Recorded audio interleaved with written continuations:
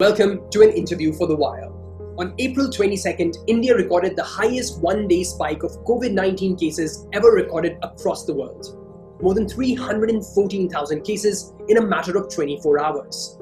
To make matters worse, there is an acute shortage of oxygen and medicines, setting up a massive medical crisis in the country. My guest today is Dr. Jitendra Padhariya, a pathologist at the SRL Diagnostics in Gujarat. I'll be speaking to him today about not just the medical crisis in the state, but also the immense pressure that doctors find themselves to be in at this point of time. We'll also be talking about Remdesivir, about the need for CT scans along with RT-PCR tests, and also about what patients with milder symptoms must do in this time of crisis. Dr. Jitendra, a pleasure to have you here today. Dr. Jitendra, let me begin by asking you this. At this point of time in Gujarat, there are 92,084 active COVID-19 cases, and there have been 137 deaths in the last 24 hours. And some say that Gujarat will overtake Maharashtra in the number of COVID cases that are being recorded. There seems to be a medical crisis unfolding. How would you describe this medical crisis, and what is the reason behind it? Well, we had 1 year to prepare, right? It was the same situation last year at the same time. We did nothing regarding the infrastructure building. We just planned, we had a vaccination rollout program, but we didn't care about the infrastructure building, right? And since you see, the most important thing about this crisis is the doubling rate, right? Like how many days it takes to double the caseload, right? So right now what we are seeing is like the doubling rate is so down. Like we had 2 lakh cases just 10 days ago, and now it's almost about 3 lakhs per day, right? So the doubling rate has decreased. And what we are seeing, the trend right now is we don't see mild cases, right? What we are seeing is all are almost severe to critical cases, right? Only then they present to the hospital. If they have mild symptoms, they don't go, because even RT-PCR takes 3 to 4 days of time, right? So by the time they go for report, and by the time they receive the news, whether it is positive or negative, they are already symptomatic, and it's of no use if you get the report in 3 to 4 days. But these are particularly about the patients. I'm saying particularly, what about the hospitals and the way that the hospitals are running? There is an acute shortage of oxygen. There is an acute shortage of medicine.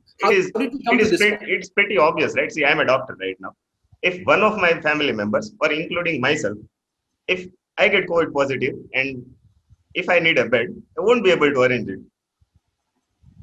It's plain and simple as that. I am an active doctor, right? I am an MD. I'm working right in the private sector, but I won't be able to find a bed for my family member. I won't be able to find oxygen for home use. This is the situation right now. And what do you think has... You can ask any doctor. You can ask any doctor to arrange a bed for their relatives. Yeah. Ask about any drug, right? I don't think Remdesivir is that critical or life-saving, but the way it's, justified like it's life-saving and critical, it's not that. But I don't know why people practice that. Ask any doctor. There are so many clinical trials suggesting that it's not life-saving at all. We can manage without Remdesivir. Right. But I'm talking about particularly why the hospitals are in the condition that they are in. I mean, it's been 1 year, 4 months nearly since the pandemic first reached India. But despite that, there is an acute shortage of oxygen, there's an acute shortage of medicines, there is an acute shortage of beds or ventilators. How did we come to this point? I mean, what has been the situation for doctors? Lack of preparedness. As simple as that. We knew it was coming, right? Everybody knew it was coming. We just had to prepare for that. And we can't do it in a day's time or in a month's time. We have to prepare 2 to 3 months before that. And it's not like that the cases have been surging right now, right? We saw a trend starting from mid-February. So we still had time, 2 months of time, right? Mid-February to it's April 22. We still had 2 months of time to prepare. Nobody did anything regarding that. No beds were increased anywhere.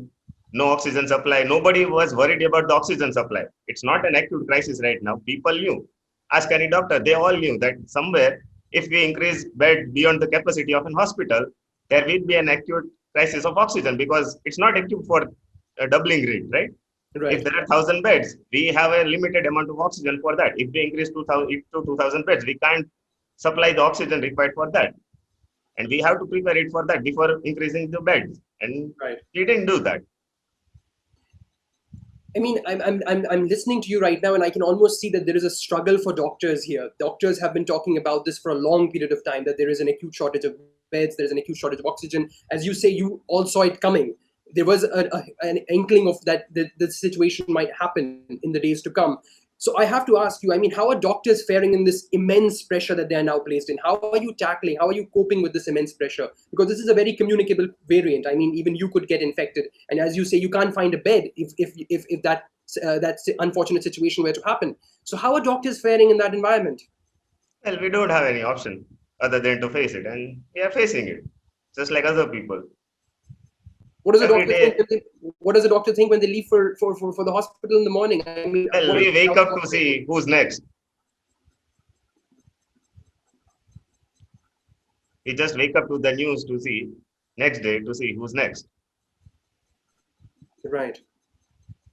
And in the long run, I mean, how are you seeing the months ahead? How are doctors going to be tackling this virus, and how are they going to be keeping themselves safe in this rather unfortunate circumstance? How are you seeing the months ahead? Well, it's going to be very disastrous, to be frank enough, because right now it's already crippled. You can increase the beds, you can't provide the manpower and the resources for that, right? You can provide oxygen, but you need personnel to monitor the oxygen. You need intensivists to take care of the patients. You can keep on increasing the beds. You can convert hospitals to into hospitals. Everything is possible, but you can't increase the manpower all of a sudden. How are you going to find trained doctors who can do that? And who's going to take the responsibility, right? There are so many hospitals who are just providing oxygen. Patient has to just, if they want to isolate, they can just go there and oxygen is provided to them. But there are no doctors who can monitor them. What's your biggest fear, doctor? As for yourself, for your family, what's As your a biggest doctor, fear at this as a point? doctor, the biggest fear is when some of my take care of my parents, right? My parents are diabetic. My mother is also having thyroid disorder, right? If unfortunately they get COVID, and if I'm not able to provide a hospital bed for them, what is the use of my degree? What is the use of my being a doctor? This is the biggest fear any doctor could have. It's not whether we something happens to us in the line of duty or life, something like that. It's the unfortunate situation where we are helpless. We are totally helpless in that. When you go to work every morning and you have to carry this burden and this fear that you have in your mind right now, that you mentioned that your parents might get infected or this might happen, how does one operate? How does one operate in such immense pressure day in and day out? Like I told you, there's no option to that. Like we can't just sit there and we can say that no, we are not going to work today. Like we can't face it. We just have to go and carry on with our work. In a more ideal circumstance, I mean, what would have been the way we should have been operating? I mean, what would have been a much better way had there been preparations done, say like 6 months or 8 months before? Had the government of India, had the government of Gujarat started to prepare for this peak that we're now seeing, what would the situation be like? How would that preparation be like? Could you describe See, that for when us? the pandemic started, they had a simple formula, right? Testing, tracking, and tracing. Yeah, You trace the patients, you track them, and you test them, and you can isolate them, right? yeah. Now, the thing is that it's not possible right now. So, if we had started 6 months ago, like we had so much of laxity, right? We didn't screen for patients, like we didn't screen for people at the airports, and there were no mandatory requirements of COVID testing anywhere. Like people were free to roam anywhere, and this is how it circulates. If there is any laxity, then this is how a surge will come, and this is what happened. Just because of the laxity, because people were not getting tested enough, and we were careless enough. Like it's okay, and for a time there was well, we actually saw a very steep decrease in the cases. Like there were more doctors than hospital, patient. There were more doctors. If there are 45 patients, there were 50 doctors in a hospital. Such was the situation, right? And so we became careless. Frankly enough, everybody became careless. Even we also thought that maybe it just went. Right. Let me ask you another thing, because you're talking about the RT-PCR, the testing tracing programs. But now, even if the tests do take place, experts and doctors advise that despite an RT-PCR test, patients should be going for a CT scan. What's the logic behind this?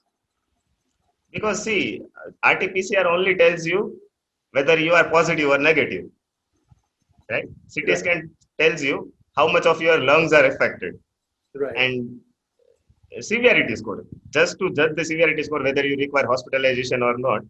And RT-PCR has a sensitivity, right? Sensitivity rate, like 50% to 60% sensitivity rate is of RT-PCR. So 40% it still gives false negatives. Through Right. CT scan, they can have a better judgment if the patient is false negative or not. Right. So they advise CT scans in ideal conditions. Right. And since RT-PCR is taking 2 to 3 days of time right now, and you can get a CT scan report within 4 to 5 hours. Right.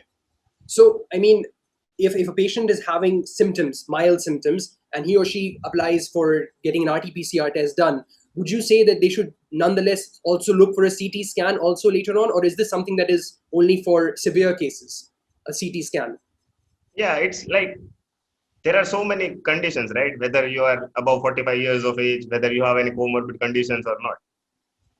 These Right. are all the criteria before going for a CT scan, which a doctor can tell you. Right.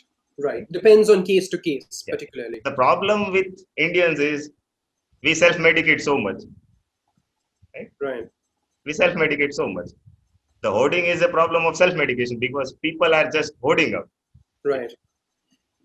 About medications, in the initial part of this interview, you said remdesivir is not the cure-all that doctors are looking for. That it's being overtly used in some way. Could you describe that a bit? Why is remdesivir not a kind of medicine that should be dependent on the way that that we are depending on it right now?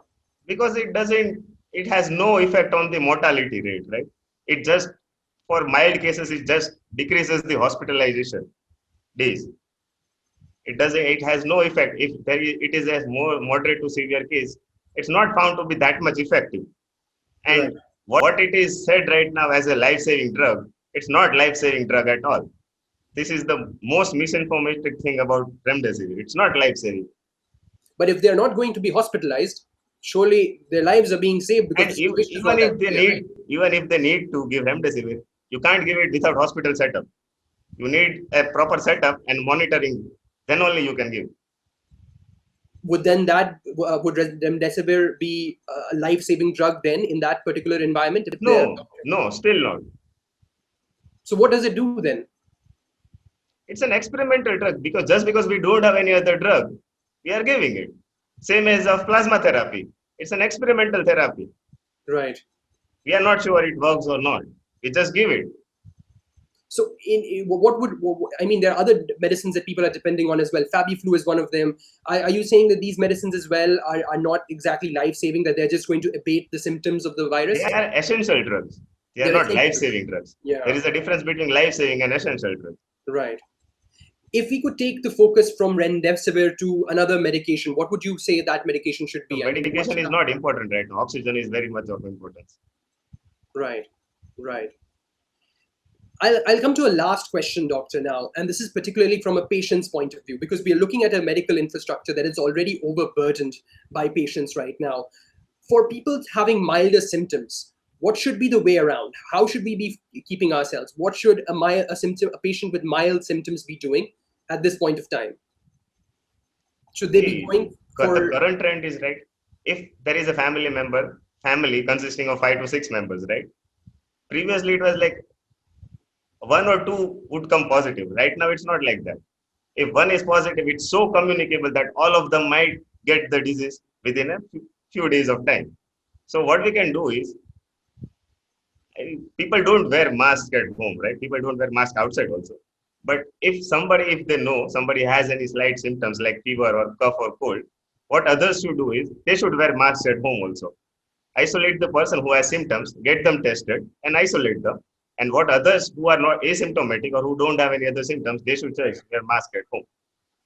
This is the only way to protect, because what we do is, in view of taking care of the person who is infected, all others also get infected. Right, right. And what about the breathing exercises that are being that we find on social media so much now, that these breathing is proning and then breathing? How effective are these? Yeah, they are very much effective. They are very much effective. Those are the things that people should do and people should get actual advice from. Right, right.